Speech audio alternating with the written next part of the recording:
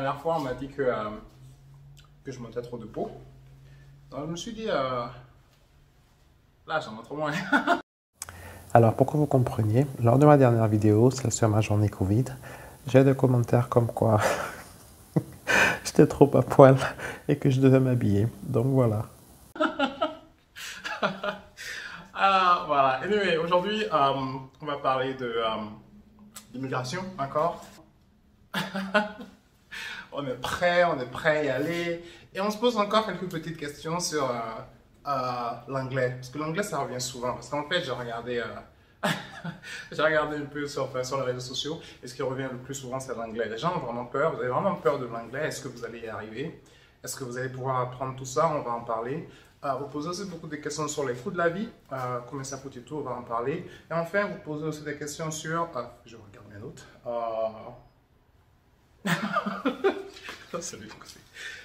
Des questions sur le travail, l'embauche. Ouais. On va parler du travail, on va parler du coût de la vie, on va parler de l'anglais et ce sera juste après ceci.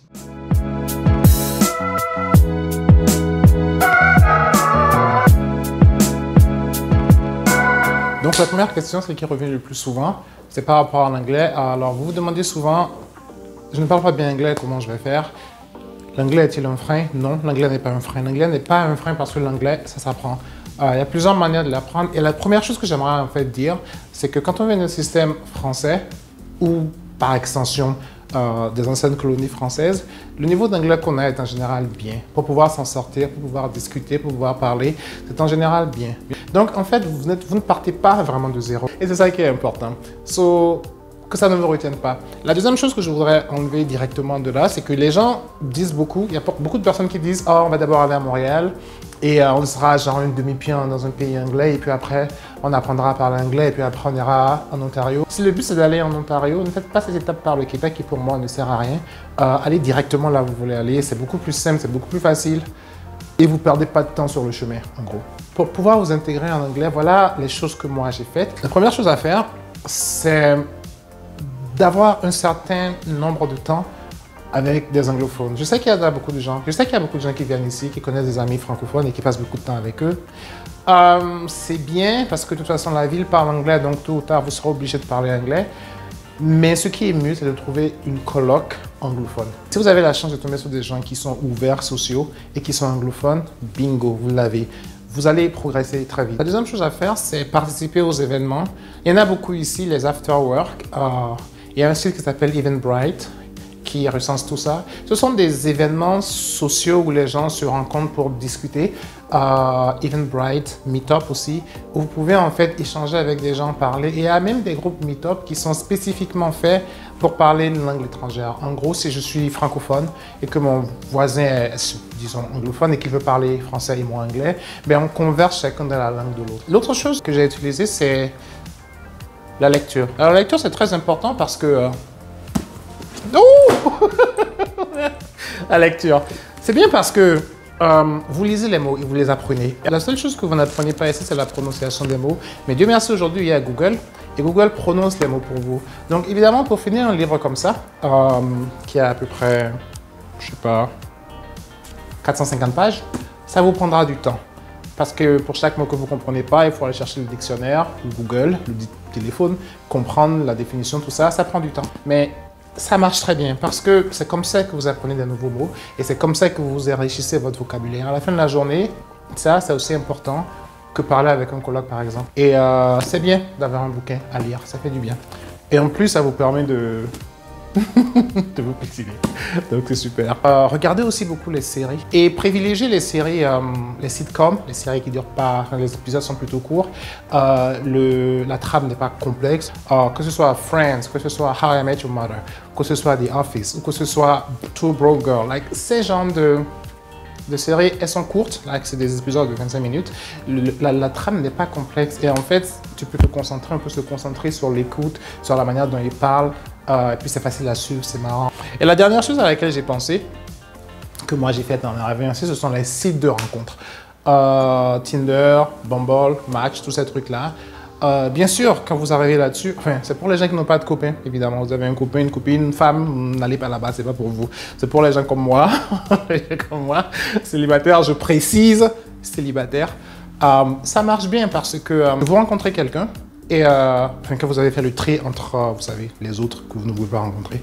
Vous rencontrez quelqu'un et cette personne, vous parlez anglais avec elle tous les jours. Vous passez énormément de temps avec elle. Ça vous aide énormément à améliorer. Et il y a deux autres choses que j'ai oublié de préciser. Lorsque vous arrivez en tant que résident, vous avez droit à des cours d'anglais gratuits qui sont fournis par le gouvernement.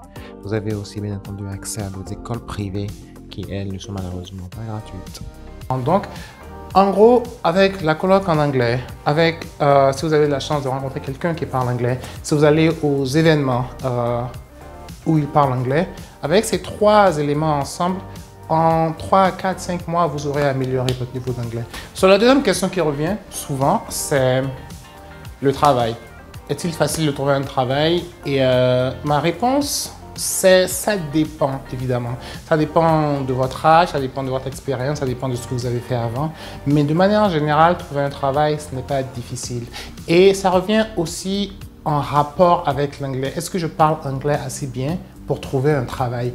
L'anglais n'est pas un frein, comme je vous l'avais dit avant, pour venir ici. L'anglais n'est pas non plus un frein pour trouver un travail. Évidemment, ça dépend du travail que vous cherchez. Ce n'est pas le cas pour tous les métiers. Par contre, il est toujours possible, quand on arrive, de trouver un poste, surtout ici à Toronto, qui demande à ce qu'on soit bilingue. Donc, vous travaillerez sûrement en français. Je pense par exemple au centre d'appel. Vous travaillerez sûrement en français, mais vos collègues seront anglophones. Donc, ce n'est pas un frein. Ça ne vous empêche pas de travailler. Et aussi, moi, je travaille en informatique. Quand vous travaillez en informatique, c'est beaucoup plus facile parce qu'en fait, on ne vous demande pas de bavarder, on vous demande de coder et de pouvoir exprimer 2 ou 3 trucs et surtout de pouvoir comprendre. Donc, ça ne vous empêche pas. J'ai travaillé avec des gens, quand je suis arrivé à Toronto, qui étaient là depuis plus longtemps que moi et qui, à mon arrivée, parlaient anglais moins bien que moi. Et le fait de ne pas parler anglais, les gens disent « Oh, mon anglais il est moyen, est-ce que je vais y arriver ?» Le fait de parler un anglais moyen ne vous empêchera pas d'avoir un travail. Bien sûr, ayez en tête que quand vous allez débarquer dans le pays, les premiers jobs que vous aurez en arrivant ici, ce sont des jobs pour apprendre, ce sont des jobs pour décoller. Ce ne sont en aucun cas des jobs où vous allez rester toute votre vie. Donc, sachez arriver dans cette mentalité où, lorsque j'arrive, au début, les 3, 6, 8 premiers mois, je me construis. Si je n'avais pas eu d'expérience anglaise avant, les 3, 6, 8 premiers mois, je me construis et j'apprends. Donc, l'anglais ne vous empêchera pas d'avoir un travail. Vous aurez toujours un travail, mais ayez en tête que ce travail est une étape pour aller plus loin. Et la troisième question qu'on me pose le plus souvent, c'est le coût de la vie. Est-ce que la vie est chère? Est-ce que la vie est chère? Est-ce que la vie est pas chère? Et moi, j'ai envie de répondre, ça dépend. Ça dépend parce que, évidemment, il y a des coûts incompressibles. Mais après, ce qui est important, c'est que vous viviez dans le niveau économique où vous êtes. En gros, si vous gagnez 3 000 $ par mois, vivez dans 3 000 $ par mois. Si vous gagnez 10 000 $ par mois, vivez dans 10 000 $ par mois. Si vous tentez de vivre à 10 000 $ par mois dans 3 000 $, ça sera compliqué. Donc, ce qui est important, c'est savoir d'abord combien vous gagnerez en arrivant et pouvoir vous demander si, est-ce qu'avec ce que je gagne, je vais y arriver. Et moi, mon opinion dans tout ça, c'est les nouveaux arrivants, ceux qui arrivent en général, quand ils trouvent un travail, ils s'en sortent. Alors, ils ne vivent pas richement, mais ils vivent confortablement.